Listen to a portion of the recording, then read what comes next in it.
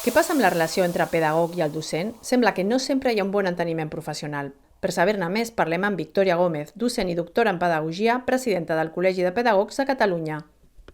A mi em sap greu, en principi, que hi hagi com aquesta dicotomia de pedagog-docent, perquè sí, és veritat que el pedagog no és altra persona que aquell professional que està al servei dels professionals que estan a l'aula. Per tant, és a dir, el pedagog és sempre com una crossa pel docent. Som un ajut, no som un estorb. I realment molts dels pedagogs de base han estat professors. El que passa és que estem en un moment molt de canvi, en el que és cert que al mestre se li demana moltíssimes coses, no? És a dir, l'escola continua sent un calaix de sastre en el que hauria de caber tot i més.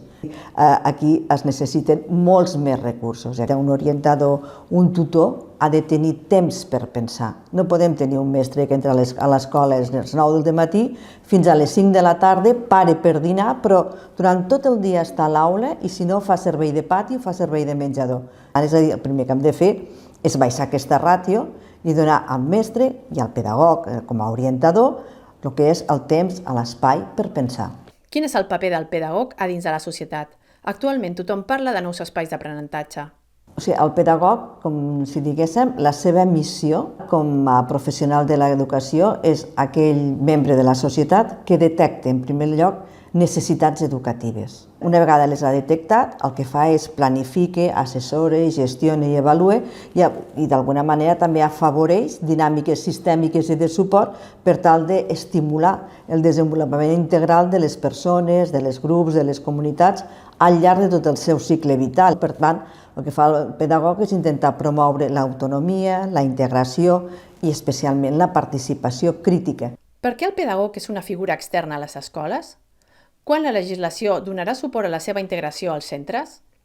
És una de les lluites que tenim des del Col·legi Oficial de Pedagogia, integrar el pedagog des d'infantil, que és l'edat en la que realment es comencen a veure les primeres dificultats d'aprenentatge o les primeres dificultats de socialització, i després a la primària. A la secundària ja el tenim com a orientador. I per altra banda tenim els EAPs. La figura del pedagog sí que la tenim en els EAPs, que són aquests equips multidisciplinars itinerants que van d'escola en escola, però que actualment hi ha tantíssimes dificultats d'aprenentatge, hi ha tants nens que necessiten aquest suport que realment ni els EAPs ni els CDIACs o els CESMI, que allà podem derivar aquests nanos que tenen dificultats, estan a tope.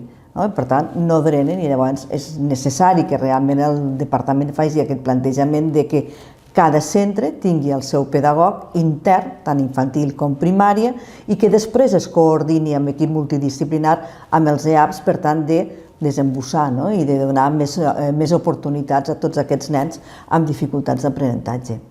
Actualment Catalunya té 79 equips d'assessorament i orientació psicopedagògic per tot el país, donant suport a més de 1.200.000 alumnes, dades de la Generalitat 2023, el que significa que cada equip ha d'atendre una població total de més de 15.000 alumnes, situació totalment insostenible, i per això demanem pedagogs a les escoles ja.